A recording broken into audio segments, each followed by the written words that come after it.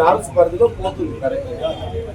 సరే మీరు బుక్ తీసుకుంటారు ఎట్లా అదిగా సబ్జెక్ట్ వాళ్ళు పట్టాదారు ఆయన మీద డాక్యుమెంట్ దానికి నష్టపరం అనేది తీయాలి కదా.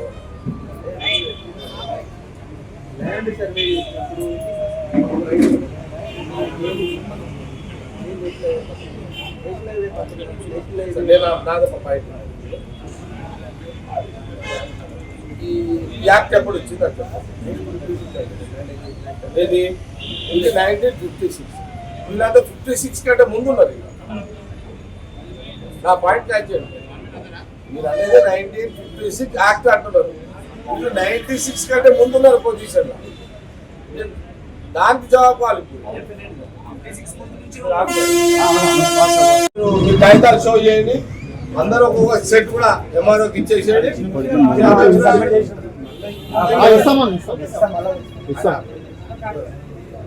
వచ్చినప్పుడు ఇవ్వండి.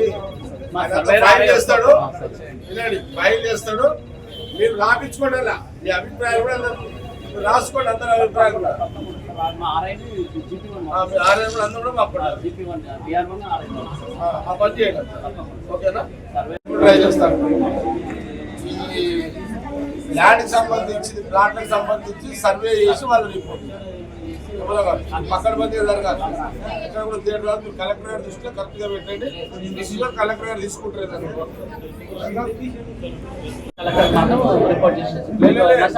అట్లా కాదు. మీరు రాసుకునే ఉన్నాయో మీ సర్వేలు మీ డిపార్ట్మెంట్లో వీళ్ళ సర్వేలు మీ సర్వేలు మీరు ఇంతమంది రాసుకున్నారు. 12 మంది 6 మంది 100 మంది రాసుకున్నావు. అందరి దగ్గర మీ ఇద్దరు సర్వేలు డీటెయిల్గా construction separate, open plan separate, ఇవన్నీ క్లియర్గా పెట్టండి. కానీ మళ్ళీ కూడా చెప్తున్నాను సార్, మీ హిస్టరీ రాయండి, అందులో రికార్డులో పెట్టండి. ఇది దాదాపు అటు 100 ఏళ్ళ నుంచి ఇక్కడ పొజిషన్లో ఉన్నవాళ్ళు. యాక్ట్ రాకముందు 56 వచ్చింది కదా యాక్ట్, అంతకంటే ముందే పొజిషన్లో ఉన్నారు కత్తిలేడ. అది అలా పెట్టండి ఖచ్చితంగా. అర్థమైంది కదా? ఆ రోజులకి కాగితాలు ఎవడు చూస్తాడు, ఇవన్నీ ఎవడు చూస్తాడు, ఇవన్నీ ఎన్నో ఉంటాయి. ఇవన్నీ ఆ రోజుల్లో అడుగులో ఉండే కష్టమే, అడుగులో ఉండే కష్టమే. ఇప్పుడంటే టౌన్ అయిపోయింది, అర్బన్ అయిపోయింది, వేరు కదా. అర్థమైంది కదా? వాళ్ళకు అందరికీ ఏదో రకంగా నష్టపరిహారం వచ్చే విధంగా మీరు అధికారులు కూడా కరెక్ట్గా ఇచ్చేసారు.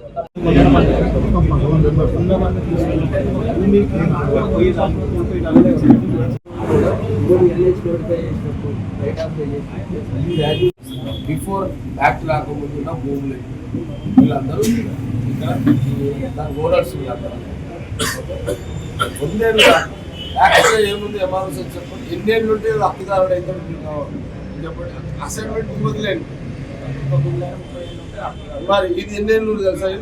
ఇక్కడ 100 ఏళ్ళు ఉన్నారు. ఇక్కడ కాదు సార్, మేము 70 ఏళ్ళు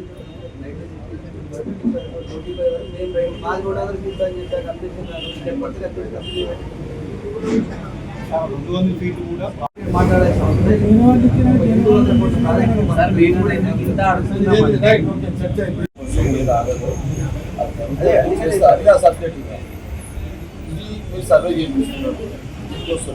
వాళ్ళ చెప్పండి.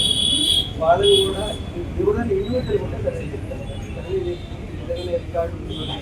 మన ఓటు చూస్తే కూడా ఇష్టపడతారు. పేపర్ బాగా చూడమాట వాళ్ళు అని చెప్పు. నా మాట ప్రాబ్లం లేదు. మళ్ళీ నేను చెప్తున్నా, పేపర్ పరంగా ఉంటేనే మూవ్ అవుతుంది. ఏదైనా పేపర్ మీద లేకపోతే మూవ్ దీని మీది. ఇప్పుడు బాబు ఇది ల్యాండ్ అక్విజిషన్ అయితే అదే కదా నువ్వు అనేది. మీరు అనేది దాన్ని ఎట్లా చేస్తారు చెప్పండి. ఇక్కడనే మన కదిలోనే అంటే దాంట్లో కొద్దిగా అనేది చెప్పండి. ఈ నెంబర్ చెప్పు, ఈ ల్యాండ్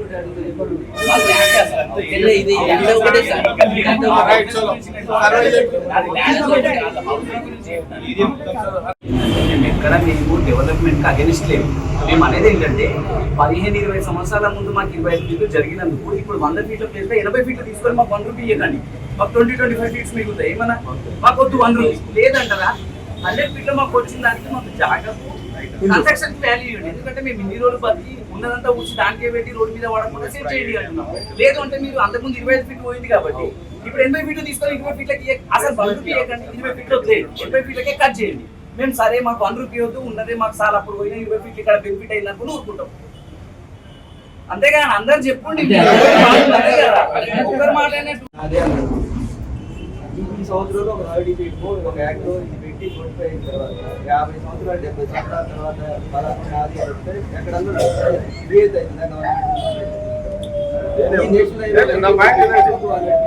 ఈ భూమి ఇప్పుడు ఆడ ఒక భూమి వీళ్ళతో క్లెయిమ్ చేస్తున్నాం, డాక్యుమెంట్ ఉందని ఈయన డాక్యుమెంట్ పరంగా నువ్వు పట్ట డాక్యుమెంట్ కదా ఏ సంవత్సరంలో సర్వే జరిగిందా ఇవ్వాలని ఆ సర్వే చేసినప్పుడు పార్టీ ఇప్పుడు మన ఇద్దరు సర్వే చేస్తున్నాం పక్కకి రూల్ రాకుండా కాదు నేషనల్ హైవే వాళ్ళకి ఏదో ఉంది కదా ముందు కూడా పోతామంటే కాదు కదా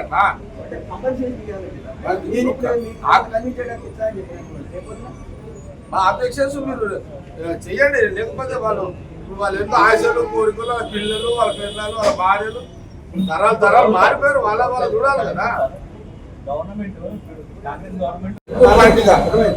నాకు అది వద్దుగా నా పాయింట్ రికార్డ్ చేసుకోవాలి. 56 తర్వాత యాక్ట్ వచ్చింది. బిఫోర్ 56 కంటే ముందే వీళ్ళందరూ ఈ ప్రాంతంలో ఇల్లు కట్టుకున్నారు, ఇల్లు కట్టుకున్నారు, పొయ్యేసి ఉన్నారు, ఇదంతా అడిగి ఉండే పొజిషన్లో ఉన్నారు. వాళ్ళ దగ్గర ఉన్న కాగితాలు వాళ్ళ దగ్గర ఉన్నాయి. యాక్ట్ కంటే ముందు ఉన్నటువంటి వాళ్ళకు నష్టపరిహారం పొరమించి ఇవ్వండి.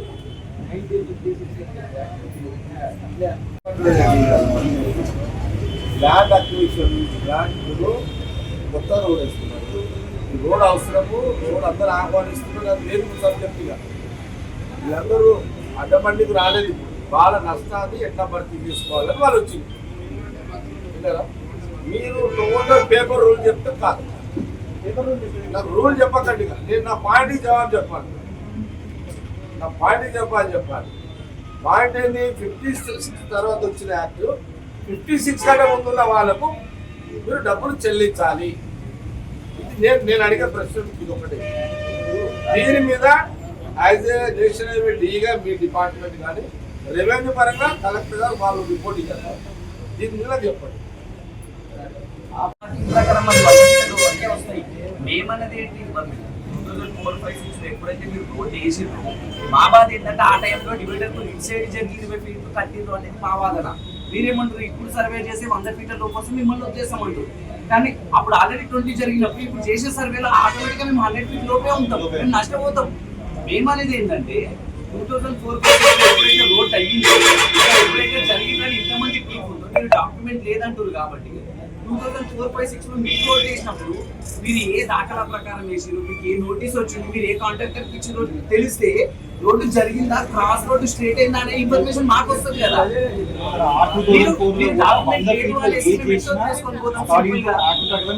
అప్పుడు అక్విజిషన్ చేసినప్పుడు ఏమి ఇచ్చింది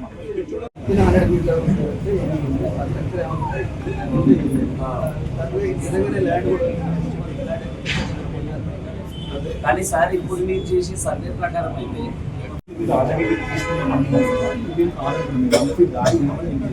అది కూడా కన్సిడర్ చేస్తే ప్లాన్ కూడా వస్తుంది సార్. మా దగ్గర తీసుకుంటే మీరు బిల్డింగ్ ఎట్లా ఇస్తారు ఆ ప్లాన్ కూడా వచ్చేటట్టు చేస్తే వచ్చేది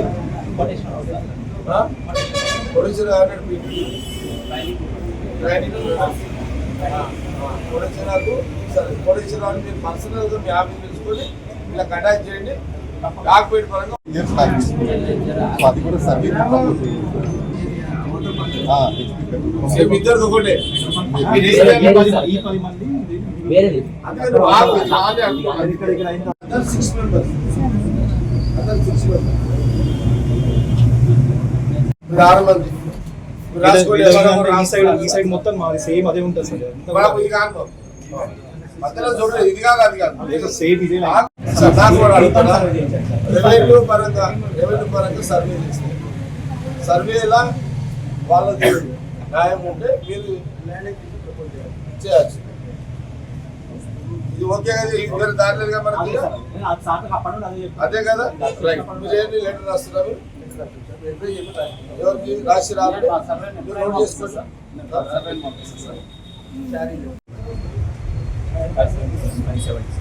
అది నంబర్ రాసుకోండి అండ్ అదర్స్ 6 members.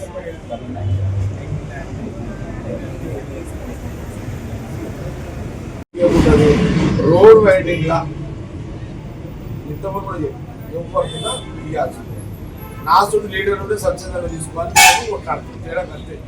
నేను ఎందుకు కొట్లాడా నేను ఎందుకు కొట్లాడా అంటాడు, అరే నువ్వే లీడర్ ఉన్నావు నువ్వే కొట్లాడి తింటారా నువ్వు ఆడంటాడు. అన్నాడు ఎవడో అంటాడు కదా, నువ్వు అడగవచ్చు. ఎక్కడి దాకా అడగాలి?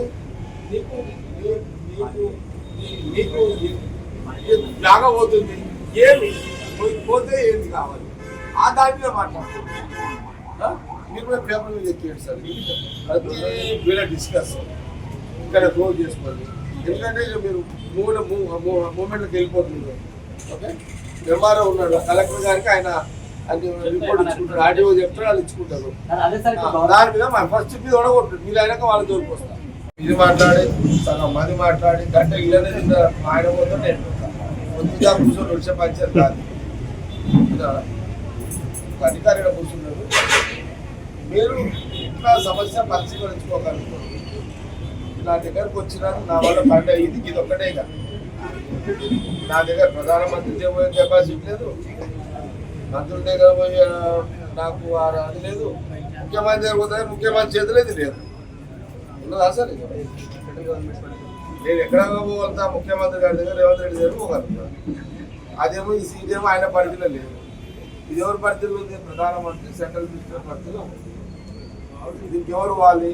ఎంపీ పోవాలి. వాస్తవంగా ఎంపీలకు రైట్స్ రేపు కూడా అందుకే కన్నా. ఎందుకంటే కొంత మీరు ఎంపీని కూడా కలవండి, ఆయన కూడా సపోర్ట్ తీసుకోండి. అది కూడా చెప్పిన లోకల్ ఎమ్మెల్యే సపోర్ట్ తీసుకోండి. నేను ఎట్లా అనఫిషియల్గా మీకు చేస్తాను, చేసే పనే గిది నాతో కెపాసిటీ ఇది. ఈ టైంకి మీరు 2 వర్షన్స్ ఉన్నాయి ఇక్కడ. ఒకటి మీరు ఒక 6 మంది ఒక మీద ఒకటి వీళ్ళు మీద ఒకటి డ్యామేజ్ ఒకటి. కాబట్టి ఇది ఎట్లా ఈ అధికారికి చెప్తారు, ఆయన జవాబు ఏంటి? ఇప్పుడు మన కోట్ల వాదనలు చేసుకుంటూ కూర్చోనుకో, ఆయన జడ్జి కాదు, మీ పని కూడా ఒకటి. అర్థమైంది కదా? మీరు అన్నది కరెక్ట్గా పేపర్ మీద ఎక్కియండి, ఎట్లా ఆయన చేస్తారు అంతేగా. సొల్యూషన్ మీద మాట్లాడుకోండి. ఇక మళ్ళీ చెప్తున్నా.